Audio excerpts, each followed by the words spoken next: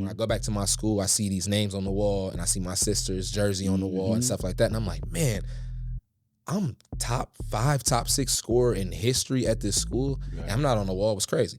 I get to college, man, and a great story, man. My other point guard, Will Green, man, I love this kid to death. My boy. Yeah. We battled it out for that point guard position. And I actually lost it one year. And I had to work extra hard to get that back. And Coach Jack told me, like, bro, hey, stay the course. Yeah. Stay the course, stay the course. Yeah. I stayed the course to become MVP. And so I stayed the course, became MVP, and he told me, like, when I told you, you just stay the course, bro, it's going to happen. Yeah. And so I rode that type of wave, bro, to get to where I'm at now. And I deeply, deeply know that hard work beats talent when talent doesn't work.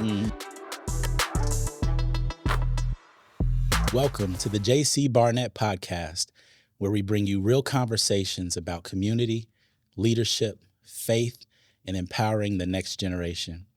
I'm your host, JC Barnett, and together we'll explore stories that inspire growth and life. Today's episode is proudly supported by JC Barnett School of Jump Shooting, the Lady Stars Basketball Organization, and JC Barnett Jr., investing in young people, in leaders to reach their full potential. Let's get right into it.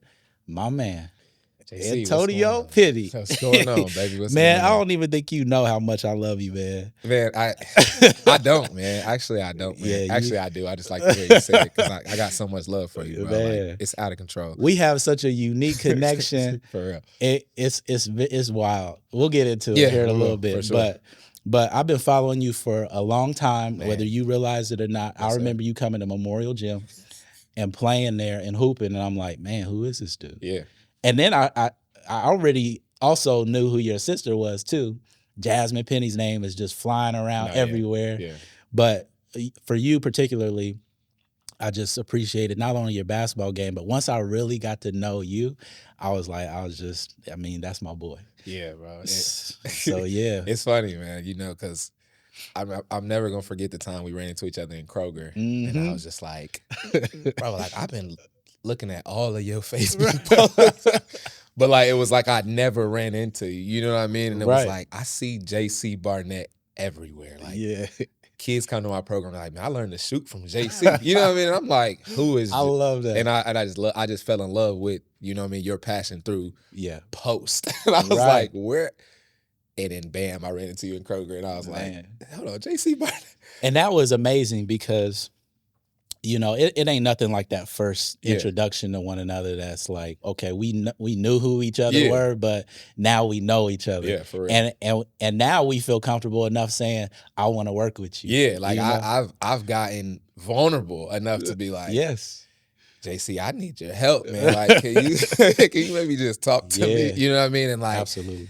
I think vulnerability is like the most, the deepest thing in relationship. You know what I mean? So like, when I figured out I could just be like, I got to put the basketball down. I need to ask JC if he can teach me a little bit about something deeper. And then that's what I was like, all right, that's my guy.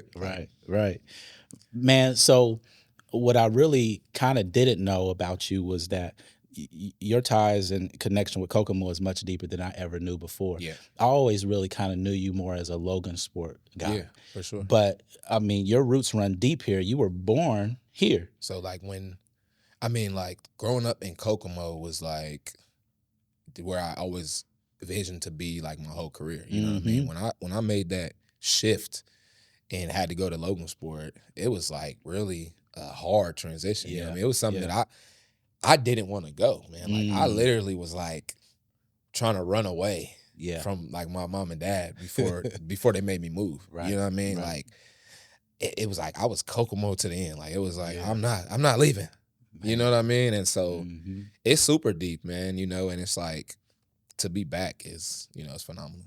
I've always kind of had this idea that basketball ran through the Penny family blood. But what were your beginnings with basketball? Right. And so when you eliminate just the family aspect of it, of blood, like that's when you dig deep back into that kind of Kokomo ties. Yeah. Coming to the Carver Center, and it's just funny because it's full circle, you know what I mean? Like, being able to work with you and thinking about, like, rest in peace to Nan, but, like, him being able to pull me in and say like, man, look, and you can hoop, bro. Yeah. Like you're gonna be, you're gonna be special. You know what I mean? Yeah. And putting me around other guys that were like minded. Mm-hmm. When you mix basketball and passion and people who all love to do the same thing, it just, basketball becomes a bond thing for me. Like Right. I don't really see it as just like basketball. You Yeah. know what I mean? Like for me, it was a bond. You know what I mean? And Denon created that for us to where it was like that orange shirt we wore meant something. Right. Like I could look, and I'm looking at my boy. If we had that orange shirt on somewhere and we was running around, because I lived on Apperson, bro. So like, if I was running around and I seen somebody with that orange shirt on, that was my brother. Right. You know what I mean? At the time, like that team of guys, you know what I mean? When it was like me, Vetrick Cannon, LaBradford Seabree, just a bunch of group of guys, Mitchellette, some of the guys that I really grew to love dearly. You know what I mean? Like went to school with when I was a kid. Denon kept that bond together, man. And that was basketball for me. Basketball really wasn't putting it in the hole. You know what I'm saying? Like it was like, it's more of a family. It was a family. I'm going to see my boys. Every time we put that orange shirt on, I'm with my guys. You know what I'm saying? Like, and that was it for me, man, as a youngin'. Man, and speaking of Denon is still to this day the only individual, I believe it's Haven Street, correct? Yep. Still to this day built a full basketball court right next to his house. Literally, bro. Like, I can't remember if it was a goal of goals on each end.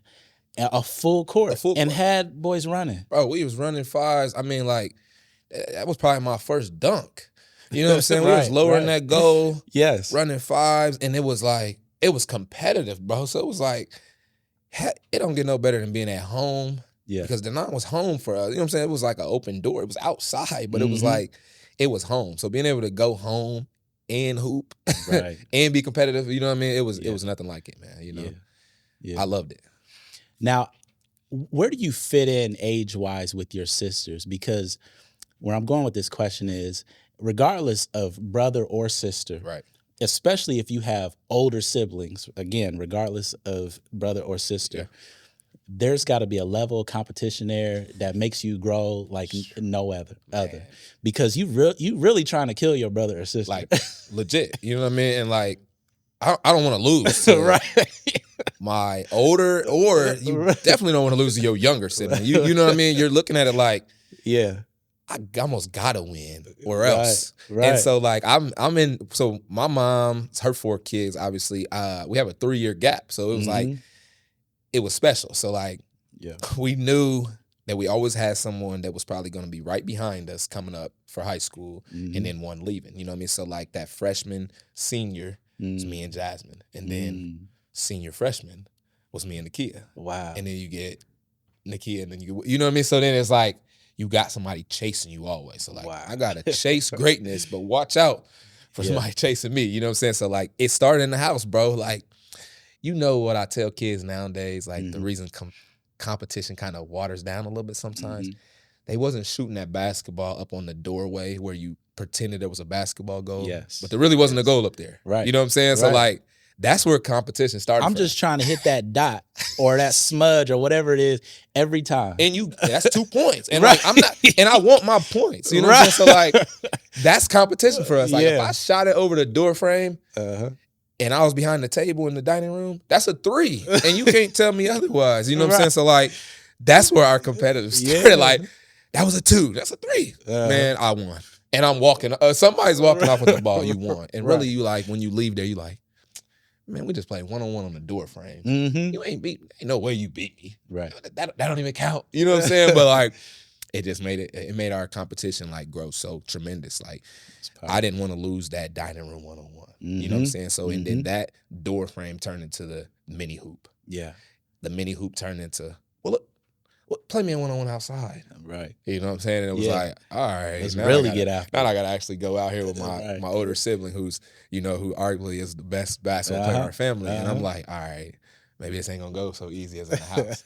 Because she's taking that same competitive spirit outside. Right. All the room and this opportunity. Space and opportunity. Yeah. You thought you could guard me in the dining room? All right, guard me out here. You know what I'm saying? So it changed, and it just changed our way of thinking about the game. You know what I mean? It made everything competitive. Like, you want to win. You know what I mean? So, class of 2011, if I'm not mistaken. So then up to 13 for me. 13. Yep. Class 13. 2013. Yep. Unfortunately, never was a Wildcat, but a Logan Sport Berry. But man, again, going back to being able to have the opportunity to watch you play Right. was just great. Share with me your experience playing for Logan Sport in the North Central Conference. I know all too well what that's about. Man. There's nothing like an NCC venue. There's nothing like NCC student sections. There's nothing like it anywhere. I mean, I don't have any other words for that. Nice. And so, especially being one of those players who, when you step out on the floor, you know all the eyes are watching you because you one of the top guys. It was. Tell me about it. Man, it gives you chills when you think about like some of the venues alone. You know, like my freshman year, I got to make my name, and I tell all my kids this story. Like I despise playing like freshman or JV ball. So like I was like, man, listen, I'd rather not play, dress, do anything. Like I want to play varsity. Yeah. They got to give me this chance, bro. Yeah. And so we're in the wigwam, bro. And I know you know. First of all, there's nobody like the guys that you played against in your era. Like, I just had to throw that out there. Just in case people don't know, you know, the kids nowadays that you train and, you know, they see you still doing this in jeans and in a flannel and wondering how you're doing it at such a high level. Right. Bro, you played against some of the best players in Indiana basketball. You know what I mean? So, like, when I got to that level, man, it was still super competitive. Man, I played against some great talent, man, and when I got down to the wigwam, it was like, man, what in the world? I want to play. Right. It's something ain't right. I want to play in here. Right now. Right now. Yeah. And we're down at the half, maybe by 20. You know what I mean? Shout out to my coach, shout out to Nate Champion. He was a dog, man. Love him to death to this day. And you know what I'm saying? I think he played a role in being like, man, coach, man, like, man, he gotta play. Man, halftime I got the suit up in the wigwam. I was deer in the headlights at first, man. You know, playing against some talent, bro. And man, I came out there, man, in the second half, I think I may have scored like 18 to 24 points, somewhere in that range. In the second half only. I didn't touch the court the first half. Right. We came back, won the game. Wow.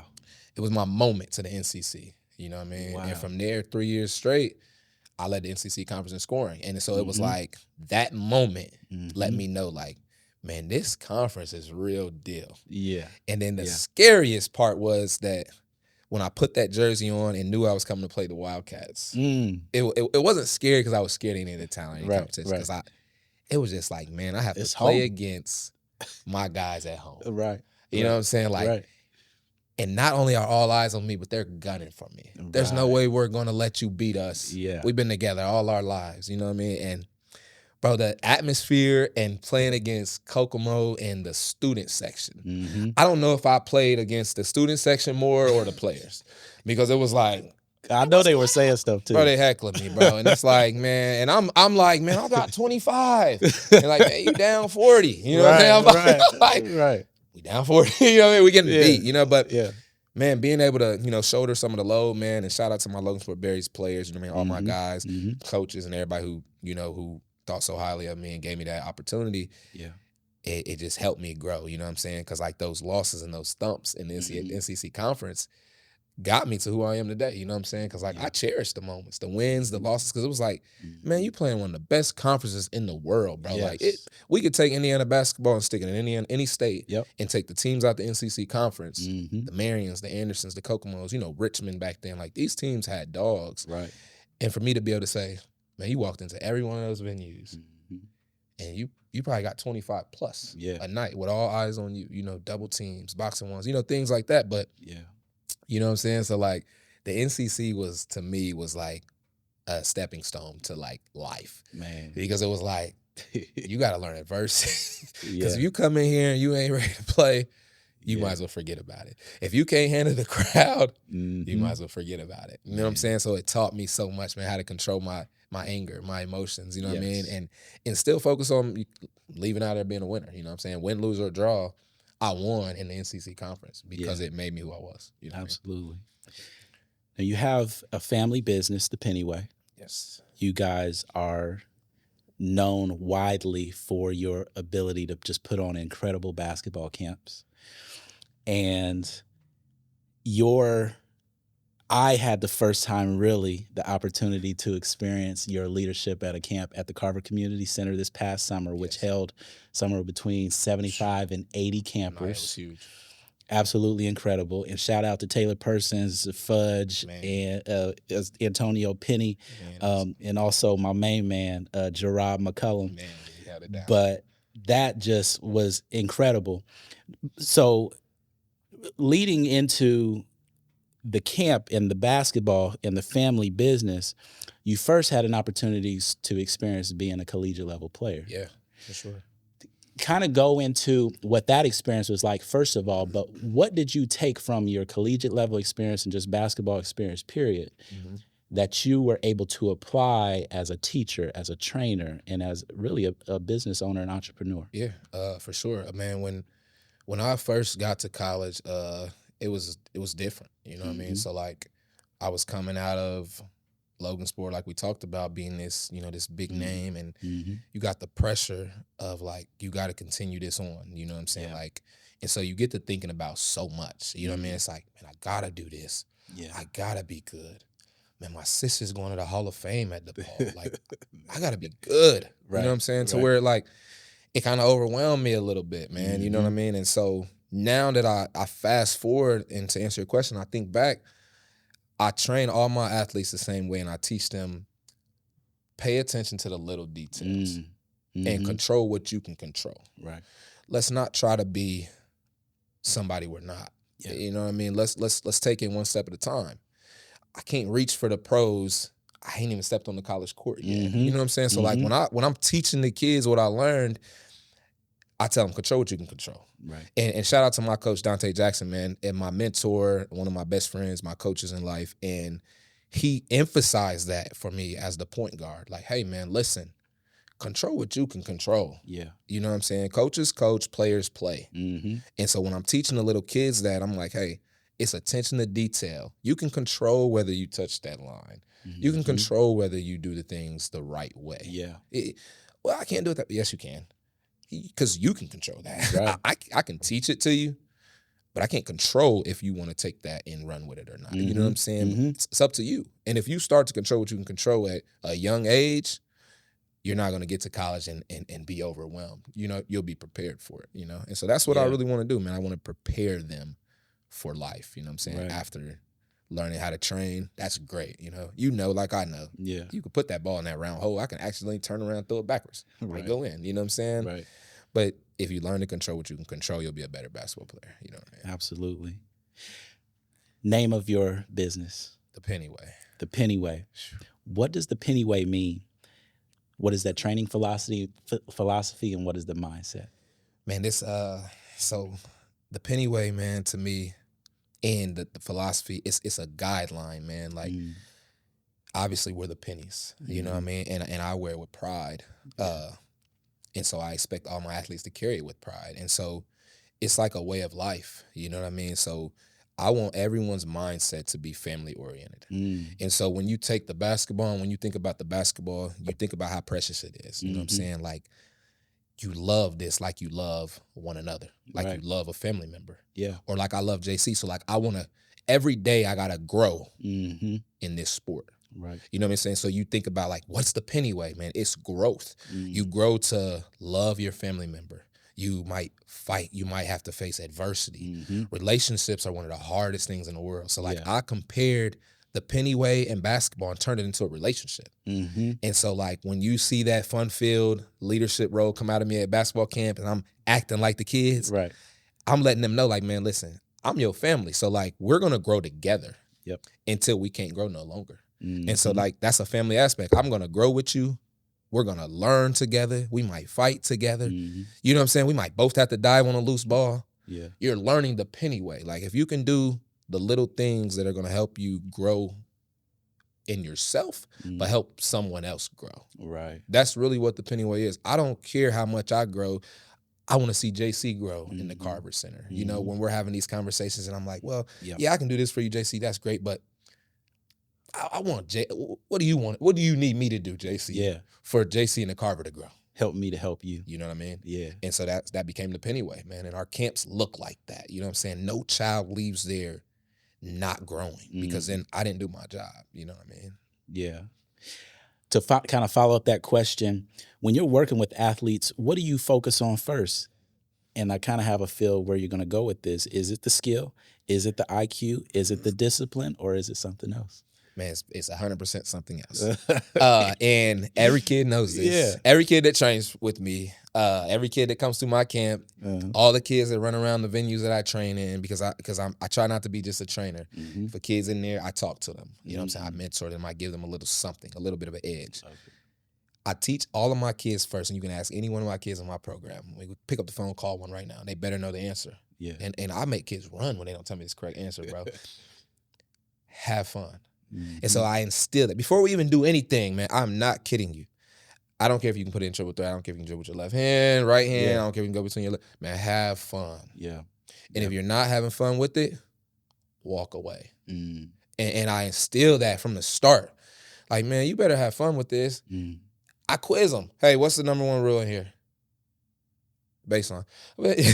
Have fun, simple. Hey, I give the younger kids, 5-year-old, 6-year-old. Hey, starts with an F, 3-letter word. What's going on? What's the most important thing before we start training? Yeah. Fun. Let's have fun. Yeah. You know what I'm saying? So when they carry that, they understand that I don't care about the mistakes that you're going to make in here. There's a reason why basketball put all these failure categories. Yeah.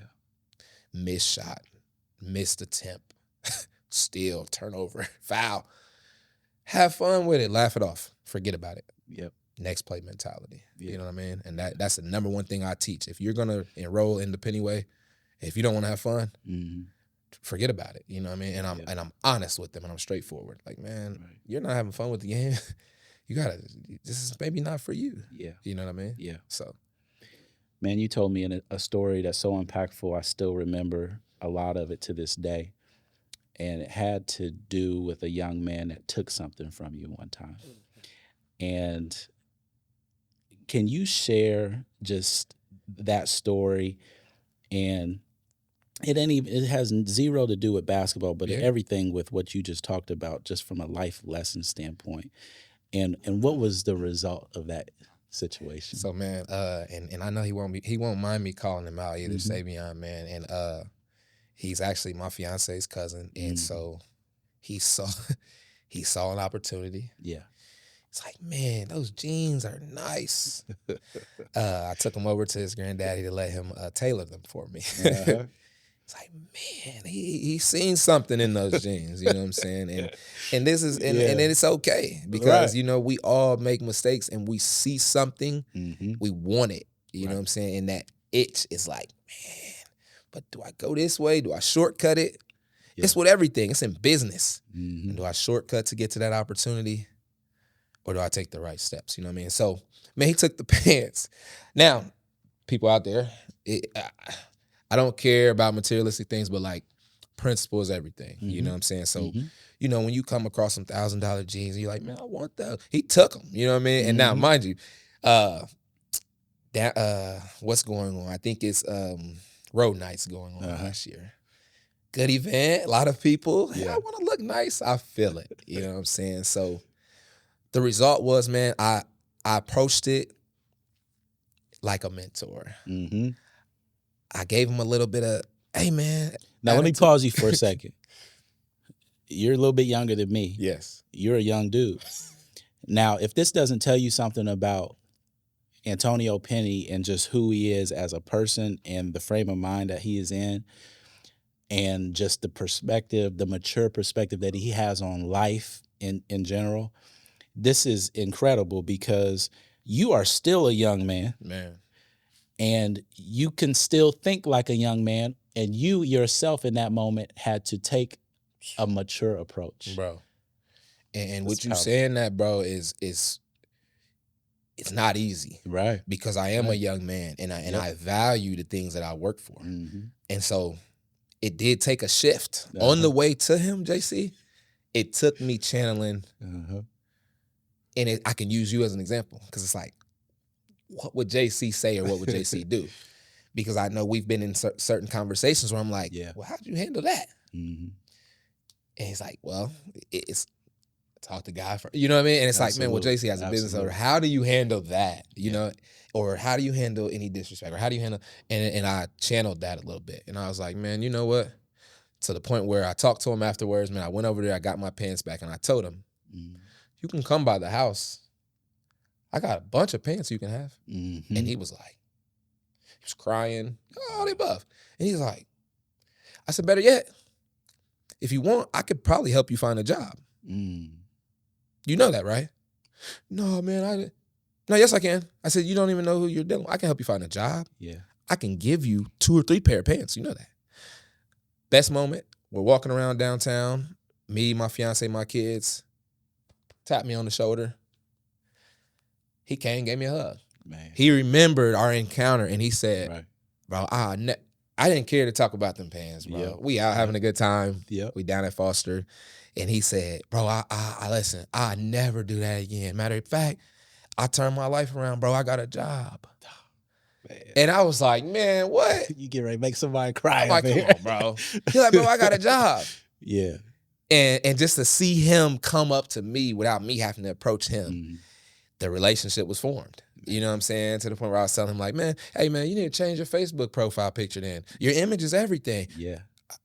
I got you, Mr. Penny. But before it was just, man, who are you? Yeah. To, okay, Miss Penny, I got you. Man. And it was dope, bro. So, like, I never, no kid turned away, bro, you know? Like, I've been that kid. And the last thing I'll say about that situation is when you said what you just said about that, bro, I've grown so much in so many areas to where I have been that kid. And just not even 5-6 years ago, before I was coming to who I'm supposed to be, I've been that person to where it was like, man, yeah, right. A person wouldn't even think twice about taking something from me because anger might take over. You know what I'm saying? Right. And so growth, you know what I mean? And that testimony about growth is important, man. You know what I mean? It's powerful, man. For sure, bro. That is powerful. You're a family man now. Yeah, man. And it's like, I got to get back to them no matter what. Yeah. You, and what you do, and I can relate to this, what you do in trying to make an impact on the world, and you might not even necessarily look like it, that see it that way while you're in it and in the moment, but that's genuinely what you're doing, is making an impact on the world. And making an impact on other people can oftentimes take us out of our own family setting. Yeah, man. How do you find that you are balancing that? Because I know the love and the passion that you have for your own family, but there's also an aspect of doing that for them too. Yeah. And so you have to come to grips with the reality that I love you, but I got to be away from you. I got to be away from you, but I'm also doing this for you. That's a wild dynamic, man. It's hard. How do you find yourself being present with your loved ones when you actually are there, in your approach to that? Man, it's so hard, bro. It's actually the hardest thing in life to do. Shout out to my fiance, though, man. To Shayla, her pillar of life is with the word balance. So it's funny you asked that question in that manner. She always tells me, like, it's like replaying in my head, find a good balance. It's like, I don't like balance. I don't. Yeah. And then I'll ask her again another day about a different, whole nother scenario. And she's like, and I'm like, well, what's your answer to this? Well, I think if you just balance, like, baby, all right, you right. I need to balance this out. You know what I'm saying? So, like, with that being said, man, the word I look for is sacrifice. And I think sacrifice is really how you grow to the person that you need to get to. You know what I'm saying? And so, like, I'm tired. Not even the word choice that I use anymore. I sacrifice it for something else. I'm not tired because I know I got to go to the gym. But then when I get home, I know my son wants to play. Yep. I can't be tired. You know what I'm saying? So, like, I sacrifice. I'll get some rest. You know what I mean? I'll sleep later. I'll find time. You know what I'm saying? You want to make that money to be financially stable for that family. Got to sacrifice. I got to sacrifice those little naps. You know what I'm saying? The ones that I was getting back in college when I didn't have kids. You know what I'm saying? 15-minute nap was amazing. Right.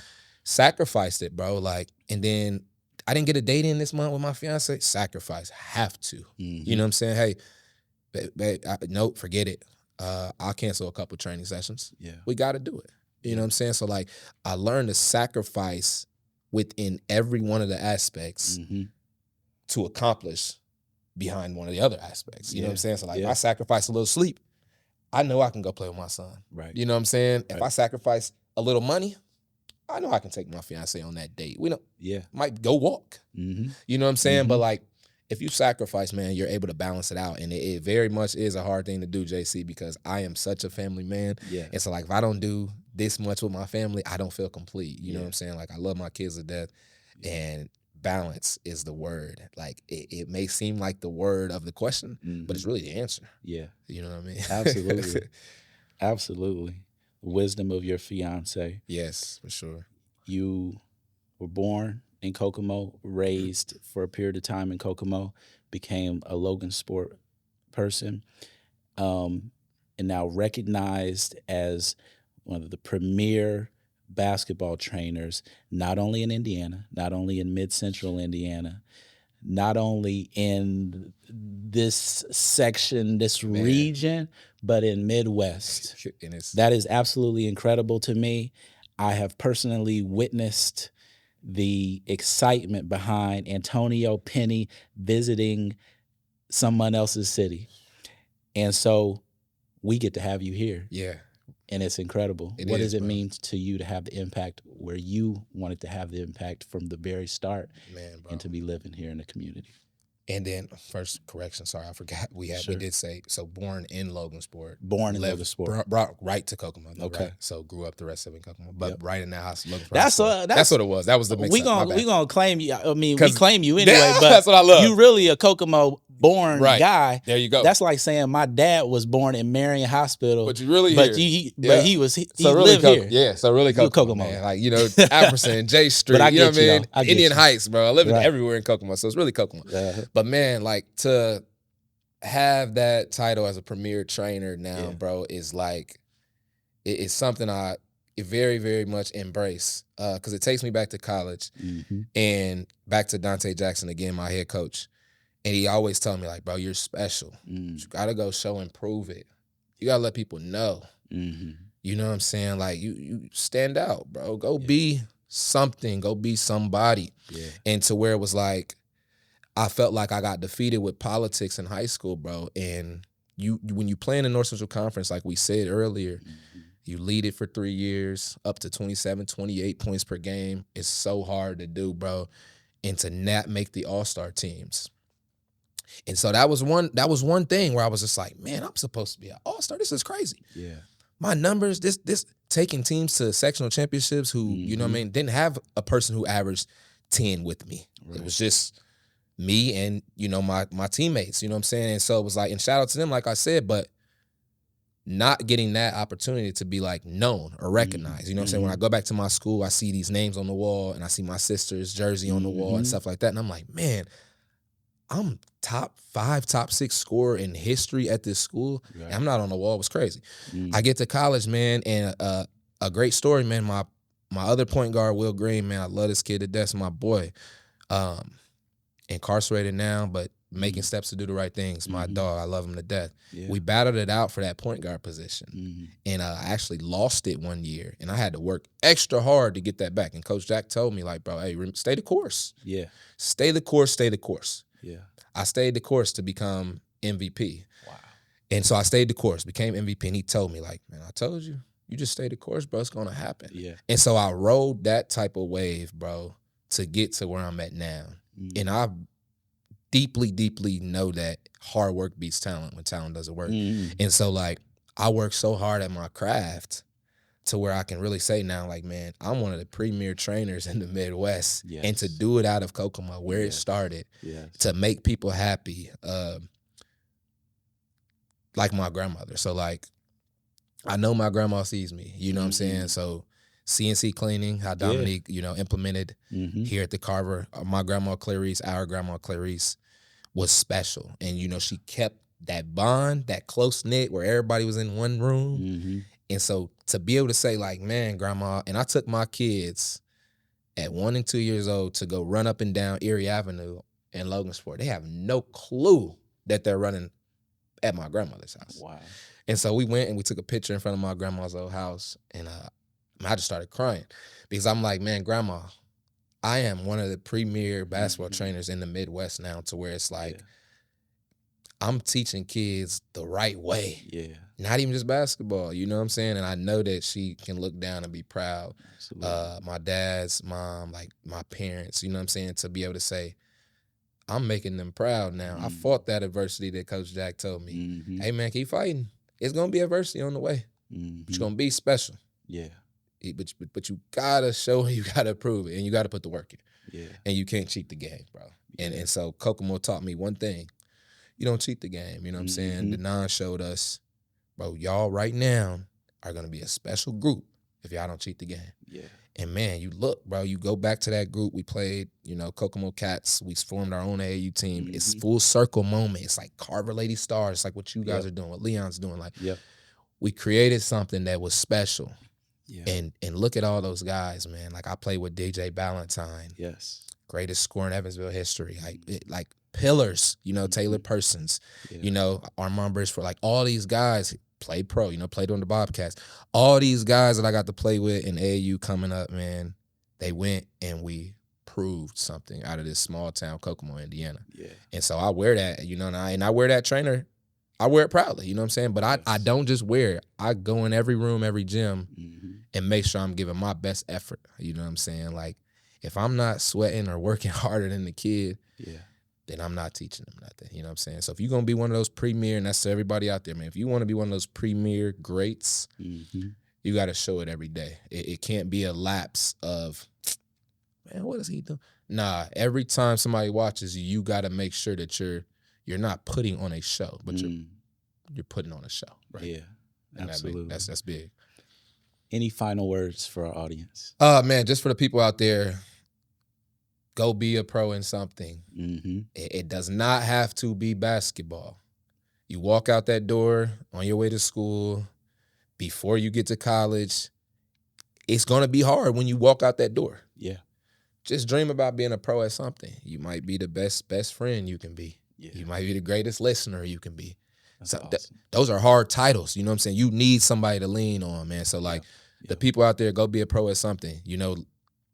Come see the Pennyway. You need a little assistance? I got you. You know what I'm saying? I turn nobody away, man. Yeah. And just shout out to my team. Shout out to my mother, who is phenomenal. You know that, bro. I'm a mama's boy at heart. Oh, yeah. Shout out to my daddy. That Pennyway name goes a long way because of my daddy, man. He never, and this is for everybody out there, you want to pick up that dime, you see a $100 bill drop, a $20 bill drop, you dive on the floor. You see a nickel, you see something shining, you want to go get it.